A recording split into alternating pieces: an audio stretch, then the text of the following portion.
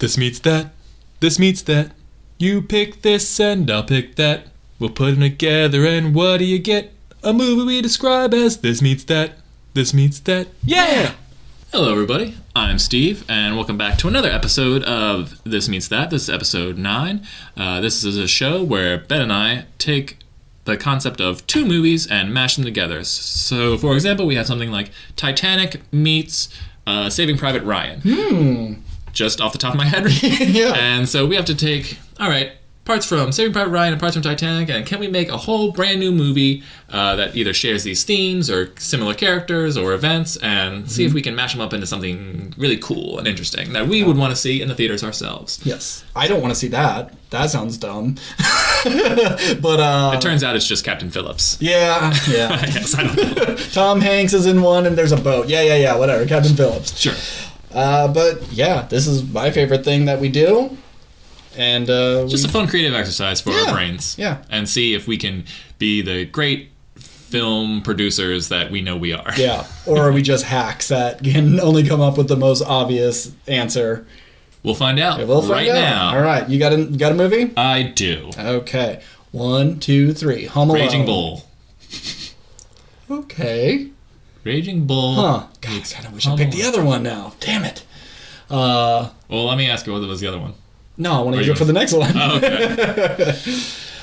Okay, here's the problem. I've never seen Raging Bull. Okay. I know it's a boxing movie. Yep. That's it. I don't know. I don't know what his arc is. Is he a retired one getting back in the game, or is he at his peak and he's losing his edge? I don't know anything about Raging Bull. Well, you should, because it's one of Scorsese's best. But so Raging Bull is essentially the true story of Jake LaMotta, who was a boxer, and it's his life in and outside of the ring, and he's basically just it's a character study. Basically, he's just a horrible, horrible person to his wife and to his brother / best friend, played by Joe Pesci, and it's sort of his rise in the boxing world, but also you see him as an old man and how he's fallen from grace, and it's just sort of him looking back on his life and seeing could he have been one of the greats if he wasn't such a piece of shit kind of thing. Okay. And then Home Alone is a kid who is left home alone, where two robbers are trying to break into his house, and he sets up a bunch of traps to thwart them. Whew. This might be a tough one. Yeah. I mean, I like the idea of someone at the end of their life looking back on something. And so, this isn't a good pitch, but having a Macaulay Culkin as an old man looking back to that, well, I guess technically you did it twice, but looking back to that time where he actually stopped people using booby traps and stuff. It's funny that we picked two movies with Joe Pesci in it, too. Oh, wow. Yeah. Way to go, Joe Pesci. There's Take it away, Steve. There's two things I have here. One is, years ago, I came up with a sequel to Home Alone, which you could kind of make out of this combo. So I can pitch that if you want. Okay. The other thing is, if we're trying to create a new movie, I feel like I guess what can so I got it. Okay, you got it. Do it. Okay, so there's a Home Alone sequel that I can pitch you, or we create a whole new story, but this is, let's take Home Alone, but the robbers do break in and they do terrible, awful thing. The kid doesn't succeed. Okay. And so this story is now years later. The kid who had this awful, traumatic experience with these two men who broke into his house. And do you make it a revenge story about him going after these two men, or do you make it a story of, okay, this awful thing happened to me, and now I take it out on the people around me, and how do I end the cycle of violence and trauma that I suffered so the people around me can be okay? That's not really a fun movie. No, but I do kind of like the idea of you're focusing on this old man thinking back to a Home Alone sort of thing where bad guys did bad things to a kid, but you're not sure, is this old man one of the robbers or is it the Kevin McAllister character? And I think you would assume it's Kevin McAllister, but maybe it's one of the robbers and they do something really fucked up and get this kid killed or whatever, and it's him reflecting back on his life like, I can't believe I did that horrible thing and really regretting. Or like maybe one robber wanted to do, like if you're going from the, what's the tall actor's name? Daniel Stern. Daniel Stern, thank you. From Daniel Stern, like maybe Joe Pesci's character was going to do something off of this kid because they put him through the ringer, and Daniel Stern's character wanted to go stop his buddy from doing said thing, and he was able to, but in doing so accidentally got the kid killed. And so Daniel Stern's character went to prison for a bunch of years till, he recently just got out because he's an old man and they didn't need him in prison anymore. He wasn't a threat, so now he's just in an old home, and he's telling the story. Like, let me tell you about this kid who and it's kind of like a sweet story when he pitches it, but then you find out the truth, and it's like really fucked up that he got this kid, that he essentially killed this kid, even if it was by accident. But it was solely to stop Joe Pesci's character from doing way worse stuff. So, but that's not funny. Okay, yeah. I mean, it could be a good movie, but I think our listeners would like something more fun. Pitch me your other thing. Not the Home Alone sequel you had. The other one. I mean, what we just talked about was essentially. I thought you had something in No, it's not that I necessarily had it fleshed out. It's just like, that's the route you could go. Well, hit me with the other one, and maybe my juices will start flowing. So it's been quite some time since I pitched this, but I pitched this to my sister years ago. And we have sort of gotten something in this realm before, because I think Macaulay Culkin did do essentially like a 3-minute short film where he is a grown-up Kevin McAllister and he is kind of like a psycho. But this is... So after the Home Alone films, Kevin McAllister grows up and he joins the military and he goes to war. I don't know which war he did. Whatever.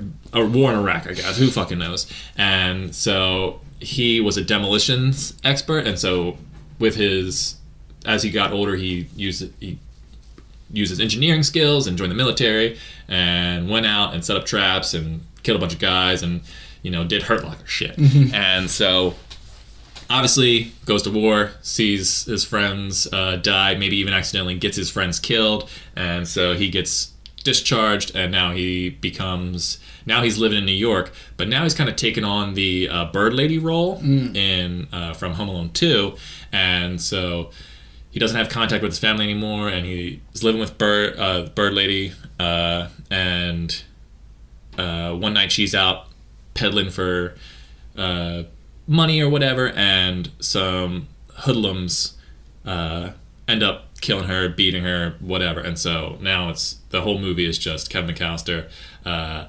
basically getting revenge for the bird lady for being the only person who cared about him when he was down in his dumps, because he's not emotionally stable anymore. And then just becomes kind of like this revenge. It's Rambo. It's Rambo, but with Home Alone. I think the bird lady shouldn't be killed by hoodlums. It should be by an elite rich person. Okay. So then you have the poor I just said hoodlums as a person. placeholder. It could be anybody. I could see it getting hit by a limo and they come out and just oh, who's that? Oh, it's just a bird lady. Just sweep her into the gutter and let's go. And so then now... I don't know. Rich people always tell me that. Yeah. So now he's kind of the lower class person, and he's going against the upper class, just like the Wet Bandits were going up against a very rich suburban family. I think that would be interesting enough. Yeah, I mean, you could bring back some of his family. I imagine his mom would make a guest appearance, and she's like, Kevin, you can come back home. You don't have to be alone anymore. Come home, don't be alone.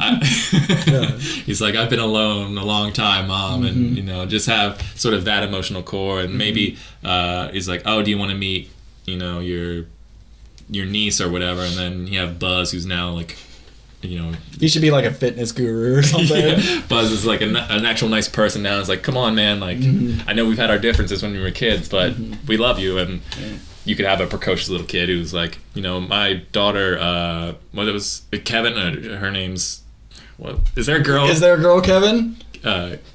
Kiwi. She's actually a lot like you. I think you guys would get along. He's like, I'm not that person anymore. So. Come on, we'll have some mac and cheese. You love mac and cheese. Order a pizza. Watch Angels with Dirty Faces, just like in the old days. But I think it would be fun to see Kevin McAllister take on bad guys, but instead of paint cans, or like you can use paint cans, but the paint cans are filled with acid or something. You just have him go full blown or like the rich guy maybe has a bunch of hired goons who, maybe in order to get back at these guys for killing Bird Lady, he goes after this guy's business, and so he's just taking out all these goons with like this elaborate stuff. And then now at the end of the movie, they have the big finale where this guy's in his penthouse, and it's like, now you're home alone with me. So this guy's got to try and get out of the place, but Kevin McAllister has it all. Okay, well, I have something. Okay. So that was a Home Alone sequel. Yes, this is not an original. This is. You're not going to pick up a Home Alone sequel and it's going to say it's like Home Alone meets Raging Bull. Probably not going to happen. So there is Home Alone meets Rambo. Now we got it. Now we're talking. So there is a man. He was a hotshot boxer. Something happened. He either didn't take the fall, or he did, or he got injured, something, but he's out of the game now, maybe disgraced, and he's had to kind of take on a more of a lethal enforcer type character for the criminal underground, the mob, or whoever it is. Very much kind of like a Daredevil's dad. So he's working for unscrupulous characters, and they need to get a thing. It's a map, it's a crystal or a diamond or something, and it's at the top of this penthouse, and they know the rival boss who has it, or the police chief, or the mayor, or whoever it is. He's gonna be gone, and the only people there is gonna be his kids. And so these kids are home alone in a penthouse loft, and they're going to send in this enforcer guy because he can just plow through anything. And it's kind of like Raid. It's like, I don't want him to go floor to floor beating up people. But I was going to say it's more Die Hard at this point. Yeah. Die Hard. Look, all movies are the same, baby. Yeah, they really are. Just keep it going. And so this boxer he thinks he's going to go in, and if he has to encounter anybody, it's just going to be some guys with guns or whatever, but he's the best with his fists, and he can take him out. But then it's it's a couple of kids. Maybe it's like 3 kids, 2 twins, and an older brother and 2 twins. Sure. And so they start doing the Home Alone thing and setting traps. I just don't know, like, is this funny or is this tragic? Because it feels a little more tragic than funny. But we can't have this boxer killing these kids, and we can't have the kids killing the boxer because there's only one of him. So I don't know where to take that.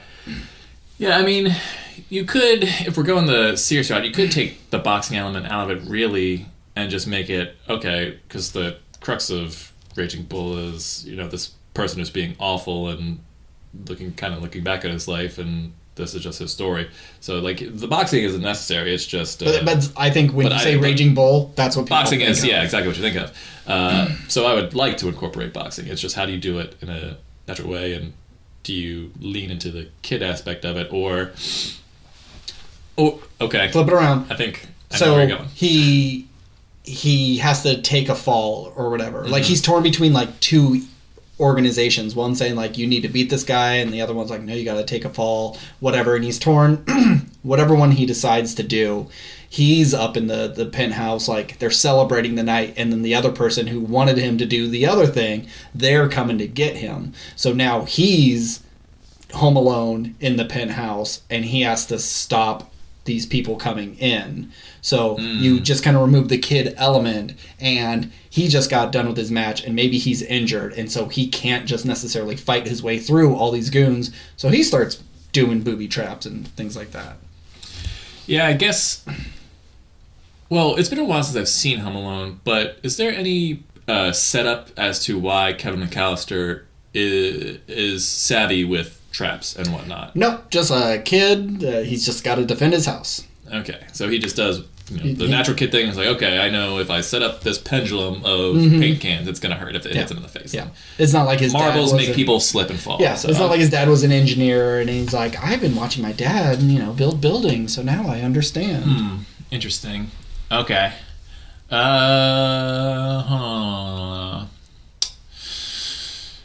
mean, I like the idea of down on your luck kind of boxer who's like making a name for himself, and then two different gangs come to him and go, you need to do this. And so no matter what he chooses, he's going to upset a bad group. I really like that.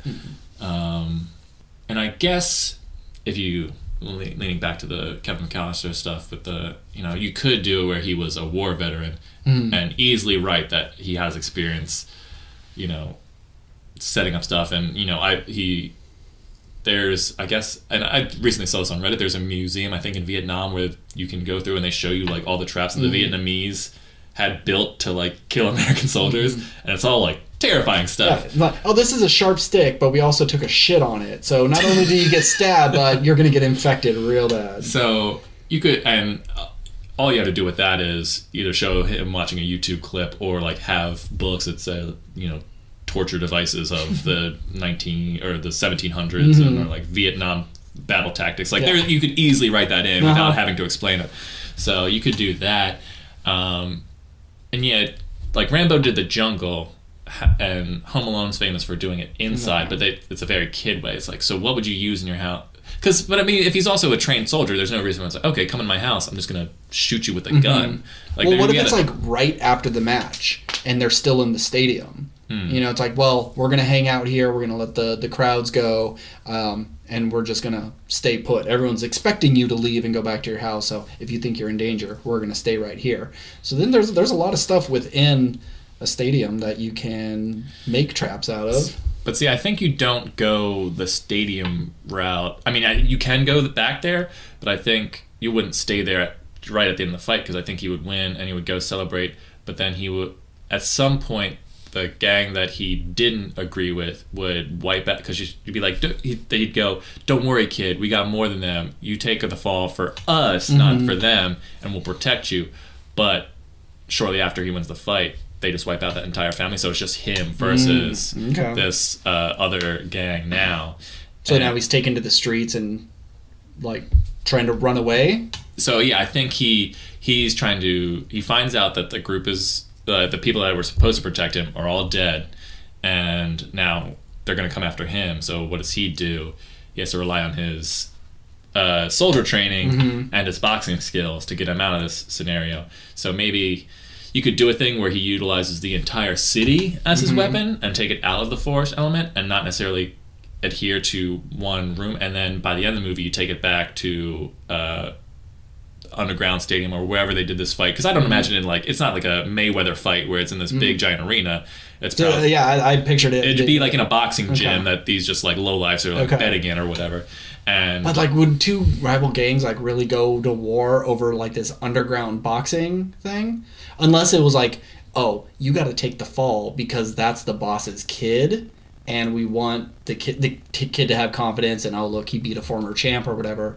But then he just hits the dude too hard and knocks him out and kills the kid. Yeah, and that's why there's like, okay, it can be a smaller stakes match, but it becomes much bigger stakes because of the opponents. Okay. Yeah. Okay.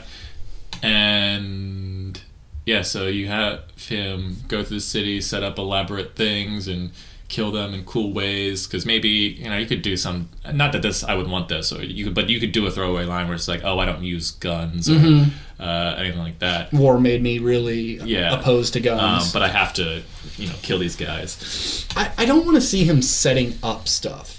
It doesn't. It's not believable. For it's like, oh, I'm running. Oh, there's a construction site here. I have the time to put these pulleys and everything. It would be more fun if like he's on the construction site and he's using his environment to his advantage. Right. And that's kind of more what I'm. Okay.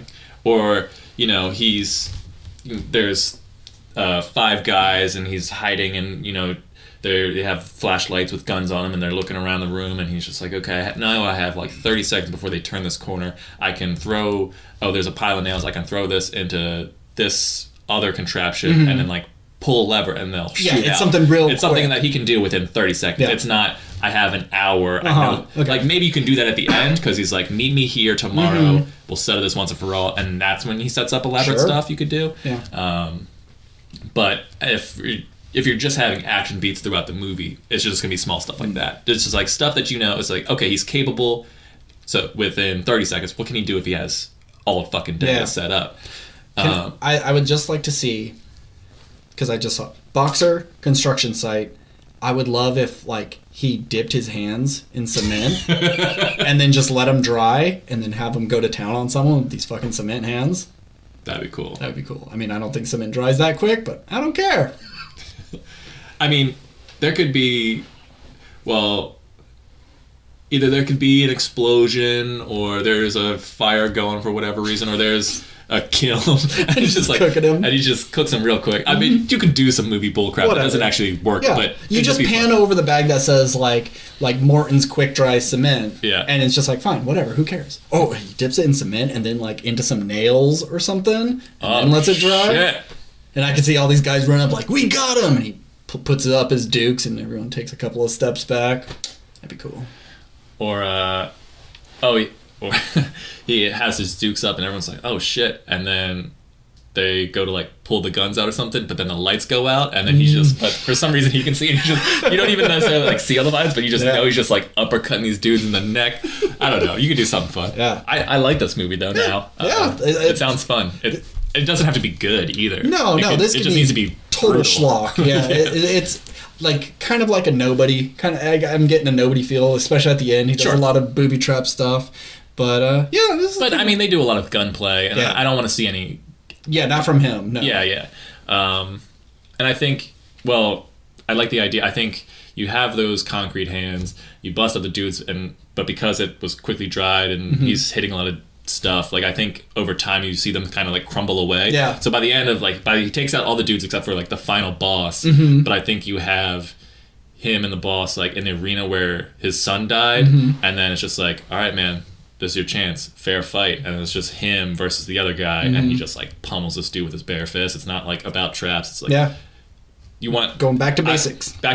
Like it should have been a fair fight to begin with. We're gonna end on a fair fight, and then he just fucking analyzes this dude. It's not my fault. Your son was a fucking pussy, man. I was gonna take that fall, but he had a glass jaw. I didn't mean to kill your son. Or whatever it was a total accident. It was a first round knockout. I mean, you put him against me. You should have known that. Like, I'm a former world champion or whatever. You don't put your young kid against me. Yeah, it'd be cool. All right, so what's this called? A bull at home rages alone. He should fight the triads, and it'd be Bull in a China Shop. I mean, Bull in a China Shop is a good title. Yeah. They don't have to be the triads. It doesn't have to be a Chinese game. But just the idea of, what a bull in a China shop is, and this is what he's going to be doing to the organization, to the city. He's just like, once he's let off the chain, he goes freaking nuts. Bull in a China shop. Okay, it's pretty solid. Yeah. Okay. Writing it down. Let's go bull in a China shop. Maybe cut out that triad. It's clearly kind of racist. Hey, I had no faith in that. Yeah. Turned around. But that's what happens here. We're good, baby. Oh, God, I love it. Okay. You know what I've honestly, and I think it would be something I would start and go like, oh, this is hard, and then stop. But I've really been thinking about, like, I kind of want to write Mandingo, or at least try to. Because I think it's really good. I think what you need to do is just start reading more stories of slave fights and the era, and really learn what it was like to live there before jumping in. I think we have a good story, but it's like any script you write, you have to do a lot of research. But I think like diving into that world, which we haven't seen outside of the Django movie, which was for a scene. It's like, there's like, there's more there. There's story there. Just slave boxers. It sounds awesome. Yeah. Hey. I'll be your Ben Affleck to your Matt Damon. You know, you do all the work, and I will just ride this. Yep, I know that joke. All right. So, Bull in the China Shop. I like it. Yeah. Well, you never seen the original, but did you know there's a Raging Bull 2? I heard that. Yeah. Was it made around the same time? No, it was made like 10 years ago. Wow. It's like when they did Carlito's Way 2 and stuff like that. Yeah, I watched a trailer. It's basically it's essentially a fan-made movie, and I think it's still technically the Jake LaMotta story, just with a like all different casts and everything. But I can't remember. I think it's a prequel or maybe after. I don't know. But there's like one kind of famous actor in it who like you've seen and stuff. I don't remember his name, but the fact that it was made is just. It's like you took the greatest movie of all time and made this like dog shit sequel, and I can't remember like how they. I think it was maybe produced by the guy by Jake LaMotta or something, by the guy who was based it on. Because like, how did they even get? Like, they shouldn't have even been able to use Raging Bull name.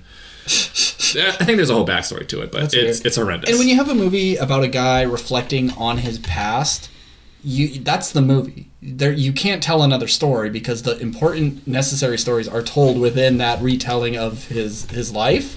So to go like, oh well, here's a prequel or here's a sequel, it undermines everything. Stupid. Okay, all right. I mean, that'd be a fun thing. Like, do a sequel to a classic movie. Like, okay, we're making Scarface 2. It has to be Scarface 2. What is that? Wait, is there a Scarface 2? Okay, I don't know. Just call or like Gone with the Wind 2. Yeah. Ben and Steve's Squeakquels. Because we're squeaking out at a couple ideas. Not because it has anything to do with chipmunks.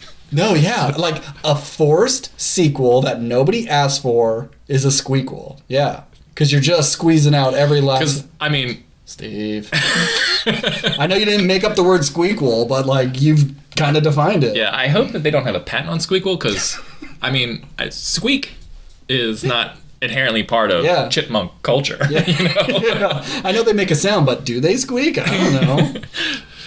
And they were singers, so it's not like they squeaked in their movies. Whatever. So, but yeah. That's squeakquel. Yeah. That's one of my favorite, I think Jake and I don't know, it was, but Thomas Middleditch was in something, and he was just like, do you have an idea for a sequel? He's like, no, but I have an idea for a squeakquel. Do you know what I'm talking about? I remember that joke, yes, but I don't remember what bit it was from. Yeah. I think I thought it was Jake and Amir, but I just know it involves Thomas Middleditch. Okay. But now I'm thinking it's not. What is that for? It doesn't matter. Anyway, all right. We're cutting all this. Do you have a second movie? I don't. Give me a second. I do. This is the other one This is the other one that I think could have worked, but I'm not 100% sure. So mine is kind of like a big concept movie. Oh, I was about to pick something that was low concept. No, that's fine. It's just like mine has a framework that has been used many times before. Kind of like, like Groundhog Day. People have done the loop thing many times. This is a movie that does something that other people have done many times. If that's enough hints, I'm ruining the whole mystique of this meets that. I barely been paying attention. Oh shit, you're here? I thought I was recording by myself. Okay, I think I have a movie. I don't know if I love it, but we'll see. I mean, I do like this movie, but... But let's see if we can, weave some gold out of straw. Yeah. All right, 1, 2, 3. Freaky Gravity. Friday. Gravity and Freaky Friday. Did we do Gravity? Did we? I only have so many. There's only so many movies. I don't think so. Maybe not. Maybe not. Whatever. Okay. Gravity and Freaky Friday. If you've heard us talk about Gravity before, feel free to let us know so we never do it again.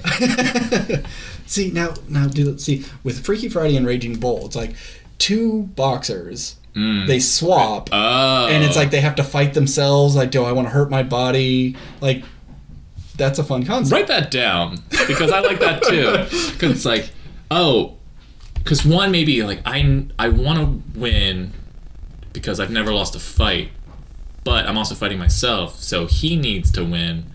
But then the other guy maybe is just like, oh, I want to take the. I don't know how this, because my brain's all mixed up. It's like, maybe I want to lose, but if I do lose, then some.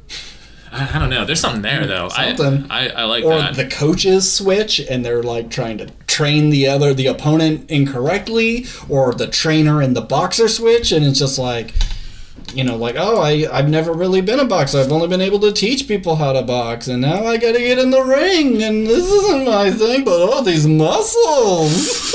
It's Woody Allen. I wish I could do a Woody Allen impression. I need to. Because, oh man, if I could crush that right now, that'd be so funny. All right. And then you do the Home Alone in Gravity. It's like Home Alone in space. That's cool too. But you're fighting other astronauts, or you're fighting aliens? Aliens. Yeah. We're all out of... It'd be like Alien 3. We don't have any guns and stuff, so we have to set up traps and lure the aliens into the hot lead at the end. Yeah, because it's like there was an explosion. It was in our... I don't know why they're scientists. They're probably scientists, so they wouldn't have guns anyway. But if they did, it's like, oh, the guns got shot down in space in an explosion, so we just have what's on the ship. Or they get abducted by some evil aliens, and now they're on the alien ship, and they have to get out, and in order to do that, they booby-trap the place, or who knows. Or maybe the aliens booby-trap their ship, and the humans are just like the wet bandits. And then it's just Predator. But that's not the movie we're talking about. We have Freaky Friday and Gravity. Freaky Friday and Gravity. Okay, so Freaky Friday, mother and daughter thinks the other one has an easy life, and force them to... And they like do a, I wish you had to live my life for one day! And they swap brains. Gravity is Sandra Bullock in a spaceship that is getting exploded over and over again. Yeah, she's trying to survive in space with just her wits, trying to use the available technology at her disposal to get back to Earth and it's alive. Like, there's only a few cast members in that to pull from. But obviously it doesn't even... it's 2. Yeah, there's other people on the station. We just don't really get to know them. Other people die. Oh, you're right. You're right. I'm sorry. I don't think we ever see their faces. No, I think it's just we like... We only physically ever see George Clooney. Yeah. Okay. Interesting. All right. So, I think the thing here is to probably set it in space. Yes. Whatever makes people switch, it's got to be some cosmic dust, it'd be like radiation. It'd be that thing that happened in the Fantastic Four movie that comes through. The Galactus fart. The Galactus fart. I always like to believe that Galactus ate a planet, farted, and then that is what created the Fantastic Four, and so his own farts is his hubris or something. His farts are what take him down. I don't know. Alrighty. So yeah, something cosmic. I don't know if we have to go aliens just because it's space. I think it'd just be one of those things that you don't explain. Yeah. But is this a comedy? Is this fun?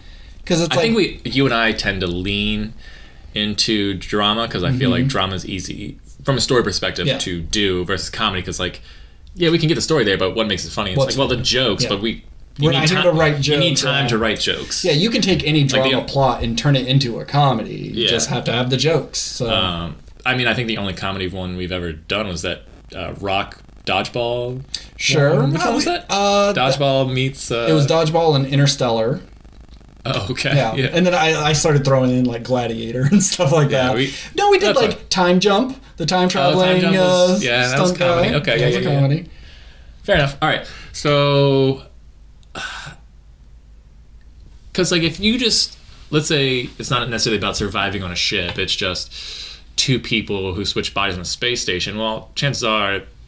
It's just like 2 scientists switching bodies with another scientist, and so it's just like, okay, well, we can just tell each other how to get back to Earth. Like there isn't really any struggle there. So do you do it where you set it in space and it's a human switching bodies with an alien?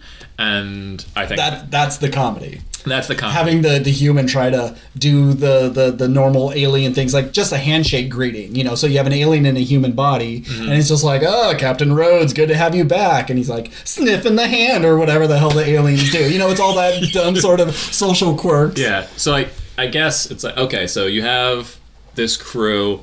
They were out in space. They went to a planet, or they found some asteroid or whatever. They found an alien. They're like, great, we're gonna bring it back to Earth, and they're heading back to Earth, and then Cosmic Fart comes along. Whoa! The alien's brain switches bodies with the human brain. That, or the alien gets out of its tube, puts one of its tentacles or whatever on the back of their head, and somehow through osmosis, brain switch. Yeah. They crash, land back on Earth, and everyone's just like, "Oh, Captain Rhodes. Captain Rhodes, yes. Welcome back." And it's like, yes, Captain Rhodes. This and is so me. Then you have, I guess, then the movie becomes this, I can imagine being this cutesy, silly little small alien creature. It's not like a human-sized figure. It's like, okay, how do I crawl my way and not get killed by, like, other animals? Like a dog, crossing a street. A dog starts sniffing me. It's like, oh, now I gotta... Yeah. A little kid picks like, oh, this is the weirdest octopus I've ever seen. Yeah. And it's like, you know. And it's Kevin Hart. Because I could just see Kevin Hart in voice coming out of the little alien, just like, I know I was short, but this is ridiculous, you know. Kevin Hart, Eddie Murphy, one of them. One of them. This is definitely... Let's just make Meet Dave again. Did you ever see Meet Dave? No, I mean, I worked at the theater at the Yeah, time, so yeah. I'd like walk in and it's just like, wow, this is really stupid. We should have an Eddie Murphy marathon. Pluto Nash, Meet Dave, Haunted Mansion. Haunted Mansion. Haunted Mansion's probably not that bad. I've actually seen Haunted Mansion. Yeah, so have I. I don't Was remember it it at all. 1,000 Words? 1,000 Words, 1,000 yeah. Words. Norbit. Norbit, yeah. Norbit's the one. That's the finale. That's what you end up with. That's an Oscar-winning film. I would be really interested in watching Meet Dave and Pluto Nash. Because I remember trying to watch Pluto Nash and just, like, this is the worst thing I've ever seen, and turning it off. But I think with my refined palate, I'd be able to enjoy it a lot more. Yeah, it'd be a good hate watch. Yeah. Anyway, we're getting off track. So they're giving him, like, the key to the city or whatever, and medals, and he's acting so kooky, and they're running tests on him because it's like, wow, Captain Rhodes is acting really peculiar, especially when he goes home to his wife or whatever. And the Captain Rhodes, the alien inside of Captain Rhodes is probably going to be like, okay, well, my race is a race very much alien-esque. We come to other planets and take over and kill everybody, invaders and the bystanders. I'm going to go to NASA, use their satellites to launch a message into space, get everyone else to come. And so it's up to Kevin Hart and squid alien mind probe, whatever kind of creature you want to come up with, getting back and trying to stop this. Yeah. I mean, it's pretty basic. Pretty basic movie. Okay. All right. Set in space, way in the future, humans and this other alien race have maybe we had years of war. We're coming to an alliance, and we're meeting at like a safe space neutral zone in a space station, and we're signing the peace treaty. And so the president of Earth and the president of Glip Glop, and they're like shaking hands just as the space fart comes through and hits them, and they swap. And because the fart set off a bunch of alarms, they get swooped up by their Secret Service people and get taken away. And so there's this like, ooh, you guys sent the fart, and like, no, you sent the fart.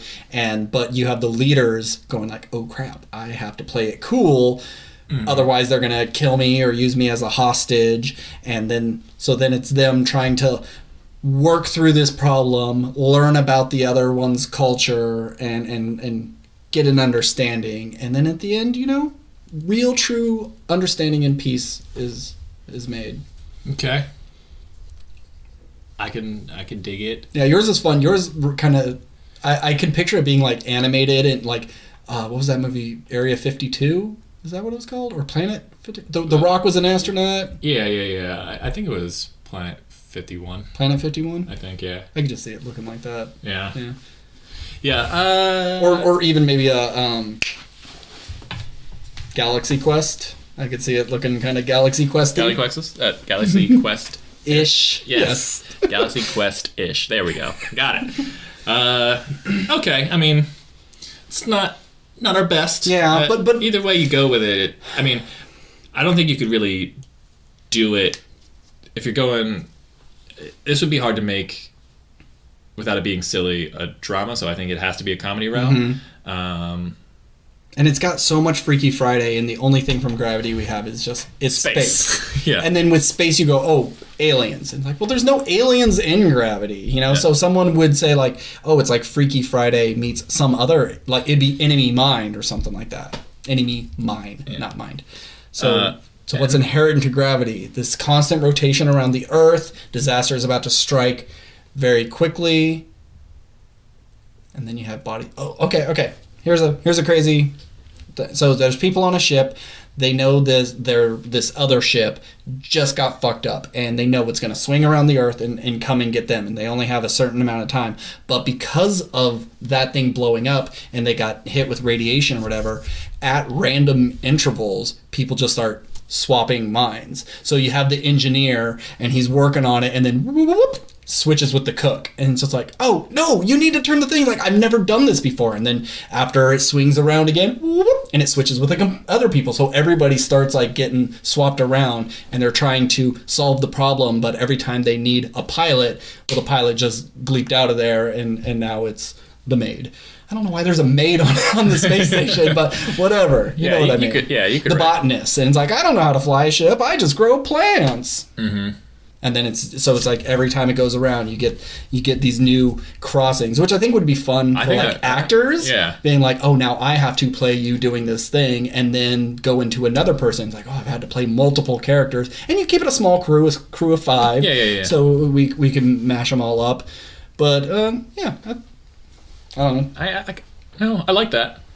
I like it probably more than our other stuff, because I think our other stuff is kind of by the numbers. Yeah. Yeah. So okay, let's lean into that. Crew, and at random intervals they switch bodies because of the cosmic fart. Yep. Or whatever they were working on out there. The science project went wrong. They need to get back to Earth, but only like maybe 2 people know how to pilot the ship.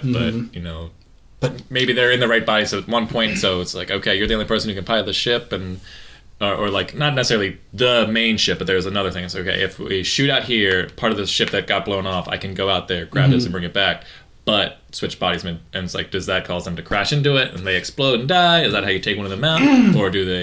Or they grab the thing, they're on their way back, and then they switch bodies, and it's like, I can't, it's like, because you only have like, maybe they only have 30 seconds before it lands. Like, you can't describe how to pilot a ship in that 30 seconds, and then they get hit by another thing, and that sends them to another, and that just makes their job harder. Yeah, it's like, do we wait for it to pass by so we can reassess and take off, or do we try to fly now, but it fucks us up because we know we're going to switch, and maybe since there is 2 pilots, there's a good chance that a pilot will stay in a pilot body, but there's a chance that the cook can get it. So it's like, shit.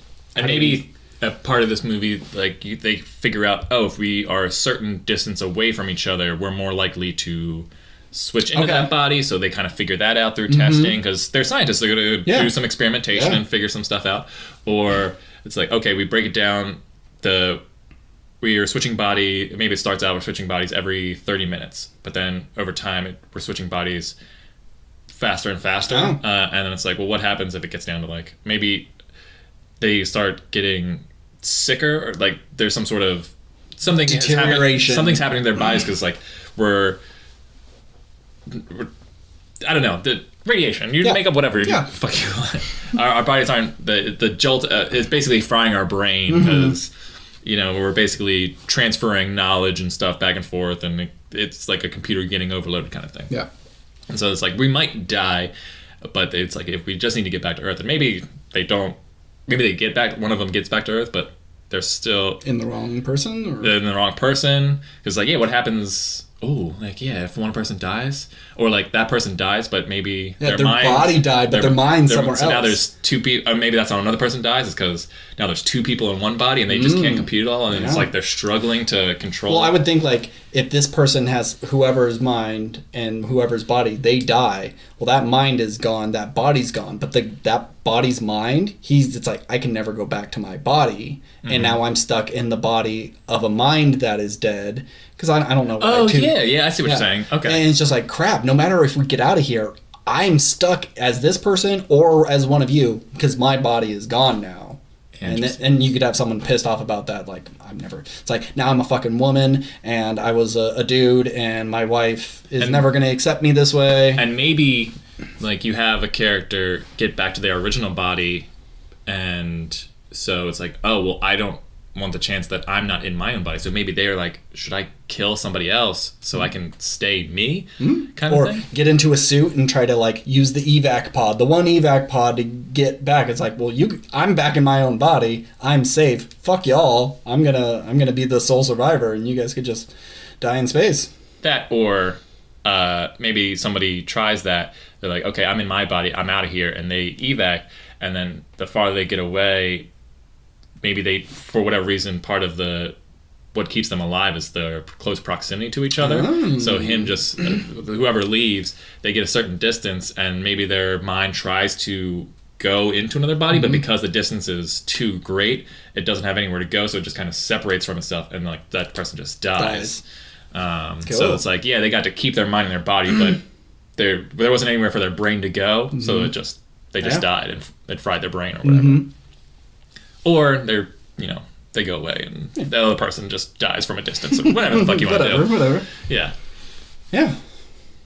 So Cool concept. There's some cool stuff there. What would you call this? The Cloverfield paradox.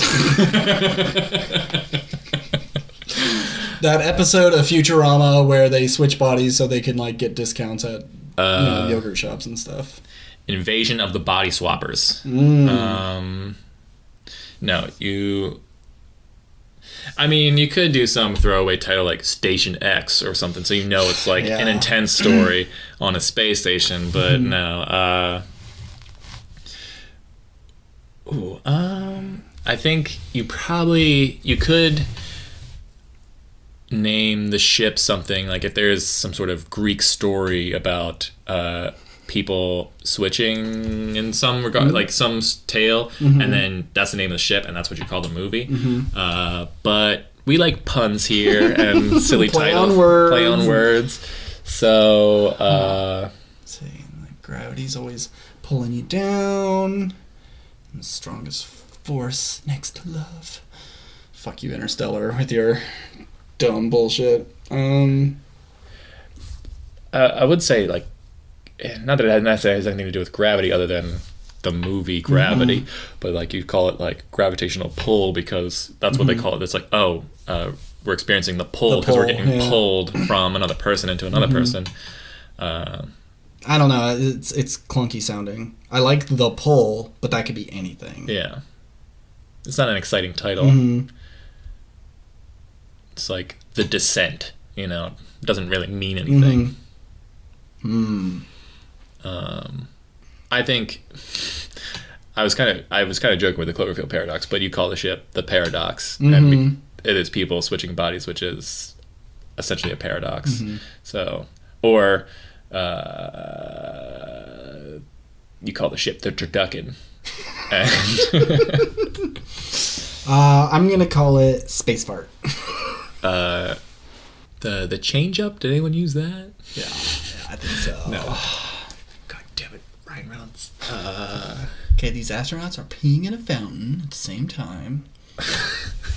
There's a fountain on the ship. I don't know why. Fuck. Needle in a time stack. I'm just gonna Google space lingo. The Big Bang Theory. Quasars and red dwarfs and black holes. Constellation. Dark matter. Oh, brain matter, dark matter. Dark energy, dark matter. Doppler shift. Oh. Also known as the Doppler effect. Doppler shift explains the phenomenon of the change in frequency of a wave in relation to an observer. Doppler shift? The Doppler shift. There we go. And I'm sure scientists would see this poster and be like, that's not what that is at all. Cool. Hey, I don't think we've had 2 home runs in one episode. We get like maybe a third base run or something like that. I don't know what that's called in baseball. When you just hit it and you're able to make it to third base, but it's not a hold in. No. Well, it's a triple. A triple, yeah. Thank you.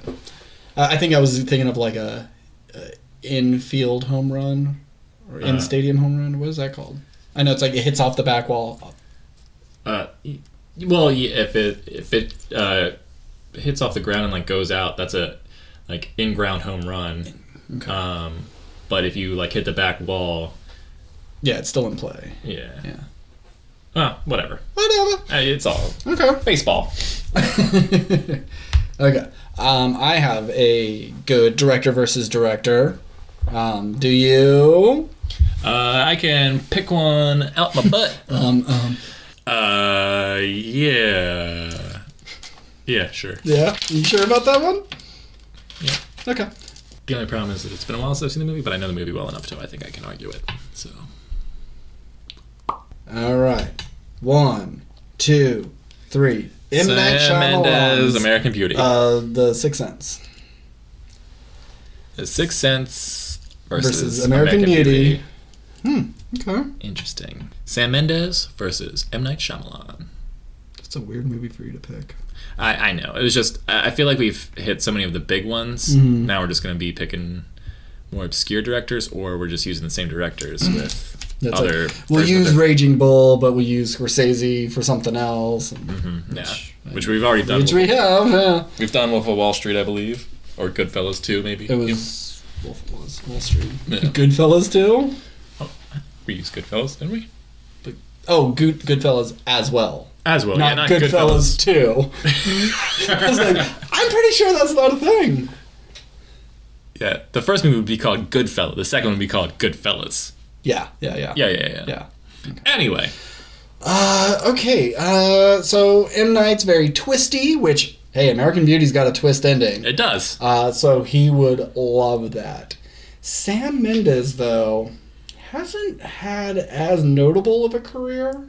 Or it's like he still makes good stuff, but nobody talks about Sam Mendes. Yeah, which is a shame, because I've liked, I think, everything I've seen of his. What was his most recent thing? 1917. Okay, yeah. And he did Revolutionary Road, American Beauty, and he did Away We Go with John Krasinski. I like Away We Go. Yeah, I do too. Yeah.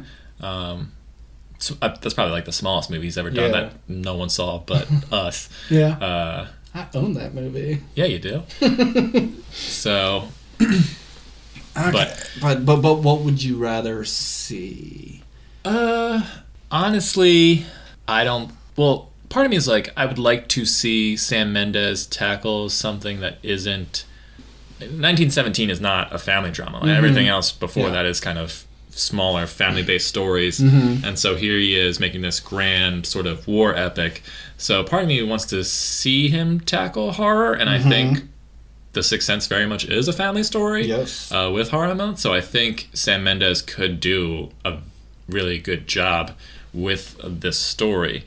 Where M. Night Shyamalan, I don't think he could make... I mean, American Beauty is a phenomenal movie, and M. Night Shyamalan doesn't really make phenomenal movies outside of his first two are amazing. If you pitch me M. Night Shyamalan back in 2001, I'd be like, okay, I think he could do it. Yeah. He also did Skyfall. Road to Perdition. I like Road to Perdition. I forgot about Skyfall. Yeah. So, and as M. Night's gone on, he's made big movies. So I think Sam Mendes could make a big movie. I don't know if M. Night has it in him anymore to make this. Yeah. Because also American Beauty is so visually interesting, and M. Night Shyamalan isn't known for visuals. He's just known for his story. Not that his visuals are bad. He's not known for like really interesting visuals. A lot of things are very subtle, especially in those first two movies. Yeah. It's his framing of shots, but they're usually in service of something. Like, say, for Sixth Sense, when Bruce Willis is talking to his wife at the dinner, and he goes to like reach for like her hand, and she pulls it away. It's like, that's a really good shot, but it was specifically for that. I think Sam Mendes would even do the same shot. I can't imagine M. Night making the Mina Sorvino, the rose petal scene. Rose petal scene. Yeah. I can't see him doing that.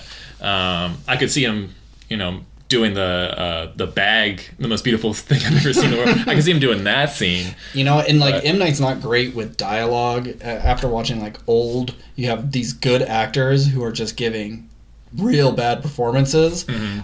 I can see him turning something that like a bag floating in the wind is just kind of a silly idea, but really making it stupid. Mm-hmm. He's not an actor's director. And if, let's say he was casting and he might cast it different, Kevin Spacey, fantastic in American Beauty. And if he, I think Unbreakable and American Beauty came out the same year, or one came out, maybe I think Unbreakable came out the year after I think American Beauty. because wasn't Sixth Sense 99? Yeah, I think Sixth Sense was 99. I think American Beauty was 2000. And I think, oh, really? I think Unbreakable was 2001 or 2002. I'm going to say 2002 for Unbreakable. Okay. American Beauty was also 99. We picked 2 movies from 99? Look at that. What are with these coincidences? We hang out too much. So anyway. Anyhow. So I just...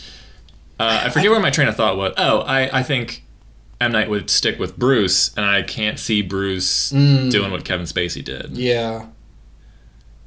Yeah, Kevin Spacey's really good in that movie. It's a shame he's a sex pervert, Yeah.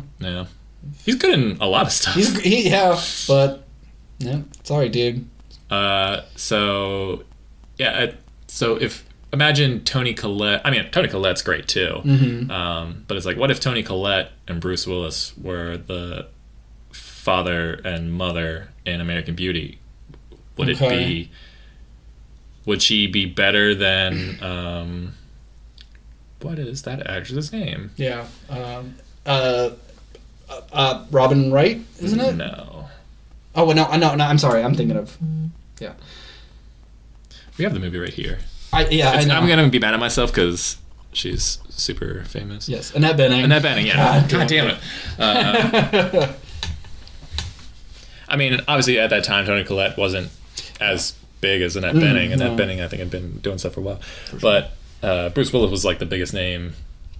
I think not too long after this was Bruce Willis's descent into other stuff. But Bruce Willis was still likable back at this time. Like, can you see Kevin Spacey doing the Bruce Willis role in 100%. Yeah. I don't know if he'd bring there's like as much stoicness to the character as Bruce did. I think he'd be a slightly more lively ghost, but I think he would... I think Spacey could pull it off. Yeah. And I think maybe even make it more ghostly than Bruce did. And I know... Maybe that's not what you want to do because you're trying to get Bruce to not be a ghost. You don't want to draw attention to that. But I think Spacey could bring... I don't even want to say... bring the love around a child. But I think Spacey could have been good in The Sixth Sense. I don't think Bruce would necessarily be great in American Beauty. Yeah, I don't think M. Night is making American Beauty better. And I don't think Sam Mendes is making Sixth Sense better. I think he's making it as good, though. But he's doing a good job. Like, M. Night is gonna dirty American Beauty. Sam Mendes. Sam Mendes is gonna status quo it, if anything. Yeah. You'll still get the same impacts, even if it's not shot exactly the same. You'll still get good performances. You'll still get that great ending. And I see M. Night kind of just ruining all the great, beautiful stuff of American Beauty. So I'm going to go Sam Mendes' Sixth Sense. Agreed. The only reason I would want to see M. Night Shyamalan's American Beauty is just to see, like, what kind of fucking shit would that be? Yeah. Would it be more Avatar The Last Airbender? Would it be a little bit more happening? Or could it surprise you and just be like, wow, this is, like, on the level of Sixth Sense? Nah, it'd be like The Visit or Lady in Water. I think you're going to get that sort of stuff. Yeah. I wish M. Night would do sort of more dreamy kind of stuff. Yeah. I mean, not saying that I think he'd be good at it, just I'd like to see his take on it. Yeah. Like, do something that's a little bit more surreal and kind of out there, since, you could do a lot with that in terms of either horror or twistiness or whatever. Give me M. Night's... The Cell. No, or like Imaginarium of Dr. Parnassus. Oh, okay, yeah. I think he could do something fun like that. Yeah. Once again, not saying it'd be good. I just want to see. I just want to see his take on it. Yeah. Okay. Well, yeah. pretty good mashups all Alrighty. around. Well, thanks for tuning in again and just kind of putting up with us spinning our wheels on what could potentially be garbage ideas. But hey, as we've proven, we're good at this. Yeah. We're not just I honestly hacks. think we are. We are very good. And To toot my own horn. I really want to bring in other people to try this, but I feel they're not going to be as good. Well, the thing is, we want to do this. Yeah. Bringing other people who don't, they'd be like, "Oh, what would you guys?" We couldn't bring in our friends No. because they're not like this. We would have to bring in other people who are making YouTube videos about alternate takes and what could have been and things like that. People who have this sort of thing. So if you're one of those people and you like this game and maybe even do it on your own, hit us up. You could totally come on the show. Or we'll come on yours. Or yeah. Or We'll come on you. anything. We both did it. God. Jesus, we're the worst. And I'm gonna have to cut that, aren't I? Yeah, we are. Okay. We can't talk about like a piece of shit Kevin Spacey sex pervert and then go, we come on everything. Anyway. All right, wait, calm, because we don't want the audio to sound really weird. Wait, I was We'll gonna. come on your I was show. gonna say. Oh, okay, go ahead. Right. Oh, I remember what I was gonna say. Finish your thing. No, I was just gonna wrap it up. So Oh, okay. Something we like to do, but I kind of forgot this episode. Do we have any taglines for these movies? yeah, Like we haven't done what's that on in the a while. poster? Yeah. So, Bull in a China Shop. it would just be a fancy ornate plate that has hit the ground, and either the cracks make the outline of the person, or a boxing glove, or Yeah, something. I like that. He was hit with a bad choice. Would probably be the simple one. Sometimes Or- when you're hit with a bad choice, you gotta hit back. Oh shit. Yeah. Yeah, I like it. Okay. Go with that one. So Doppler shift, I can see the poster being something like you have your 5 main actors and they're all lined up in the same order, but then there's a row of them and they're shift over one, and then they're shift over one, so they're all like kind of vertically and horizontally in the rows with each other, and it would be like Matt Damon and Matt Damon and Matt Damon and Matt Damon and Annette Bening and Annette Bening and Annette Bening. I like that and Annette poster. Bening. I was thinking something more simple where it'd be the 5 actors, and then there'd be like almost like a smear kind of visual effect where you see the details of their faces, but it's around other people, so it would be almost like a ghost effect kind of thing. But you could tell it's like, okay, this is a movie. You could tell from that it's a movie about them switching bodies. What if it was like a lenticular and you never focused on one face? It was all the main actors, and when you walked, they just changed from one to another. And you could That would be a venticular that would make sense, because it's always like, oh, here's a Spider-Man poster. It's Yeah. like, here's this. It's boring. it's just a 3D thing. Yeah, it's boring. Yeah, like the Avatar one. Do you remember the Avatar lenticular? It was just a big Na'vi face. Yeah. And it's just like, why is this a lenticular? Stupid. Oh, if anybody doesn't know what a lenticular is, Google it. Shiny posters. Yeah. That change. Yeah. That's what it is. Yeah. So anyway, Doppler effect. Do we have a tagline for that? in space, no one can hear you swap. It It's could a be matter of the mind. I was like, mind over matter, matter of the mind. Yeah, mind over dark matter. Yeah. Well, it wouldn't necessarily be a tagline, but it could either be on the poster or like the movie opens, black screen, white print, the Doppler effect, and it kind of describes what that is, and it's like, okay, that gives you a sense of what this is about. So you have just that dictionary description at the bottom, and then maybe certain words are highlighted to where it's a switch of blah blah blah blah blah. Yeah. And so it's like, okay, from the visual of that poster and this dictionary definition, I can tell what this movie's about. Yeah. And so maybe you go something along that route. So it's not necessarily about the tagline, because there's probably not a good one. Yeah. It'd just be something dumb like, there's swapping bodies and switching sciences. Who fucking knows? It doesn't matter. I could see a good trailer being, you have one of the actors and you see them do a couple lines of who they are, and then of another character, and then of another character, and you just kind of like see everybody kind of playing everybody, and it would just be really confusing and chaotic. I'm like, what is this movie? Like, did he have a Brooklyn accent before, and then he was British, and then he sounded like a woman? What is going on here? I think that'd be fun.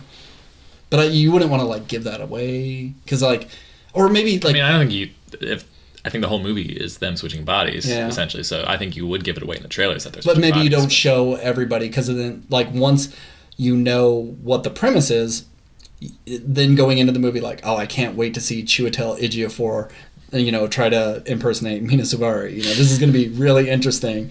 And Mina Suvari is going to imitate Jack Black. We got Jack Black because he had a lot of experience in Jumanji movies. Yeah, and he just can't not do a body switching movie anymore. Well, that was fun. Wasn't there? Oh, no, there wasn't a third movie. It was just those two. Okay. It was only that one time we did a third movie. But yeah, good fucking shit, Steve. I'm every episode we get better and better, which is impossible since our first episode is our best episode, but I'll still say it anyways. But if you have any sort of movies you'd like us to mash up or directors you want us to put in a fight, text us, yes. Here's my personal phone number. 8675309 at WRPL Podcast on Twitter or WRPLpodcast@gmail.com. Send us your ideas. Maybe we'll try them on the air. I'm Ben. And I'm Steve. Have a good night, everyone.